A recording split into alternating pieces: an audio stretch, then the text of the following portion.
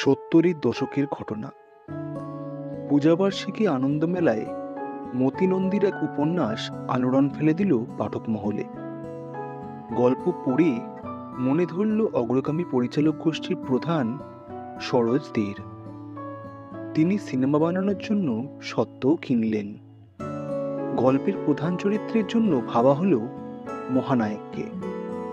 মহানায়কের বয়স সেই চরিত্রের উপযোগী হলেও চেহারা কিছুটা বাদ সাধল, কারণ উত্তম কুমার তখন রীতিমতো স্থূলতার দিকে, আর চরিত্রের জন্য চেহারাটা একটা ফ্যাক্টর।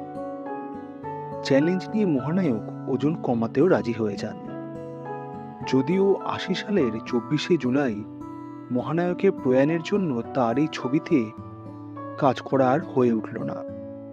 এরপর সেই ছবির অফার যায় বলিউডের অভিনেতা নাসিরুদ্দিন শাহর কাছে, কিন্তু তিনিও ডেট দিতে পারলেন না। তৃতীয় পছন্দ হিসেবে চরিত্র গেল সৌমিত্র চট্টোপাধ্যায়ের কাছে। তিনি শেষ পর্যন্ত এই চরিত্র করলেন, এবং অনেকেই বলেন সৌমিত্রর জীবনের সেরা ৫ অভিনয়ের মধ্যে এই ছবিটি অবশ্যই থাকবে।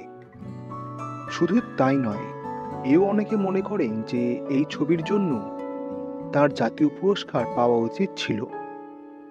এতক্ষণে নিশ্চয়ই সবাই বুঝে গেছেন সেই ছবির নাম কি। হ্যাঁ, ১৯৮৪ সালে মুক্তি পাওয়া ছবির নাম হলো কোনি, যা সেই বছরের সেরা বিনোদনমূলক ছবির জাতীয় পুরস্কার পেয়েছিল।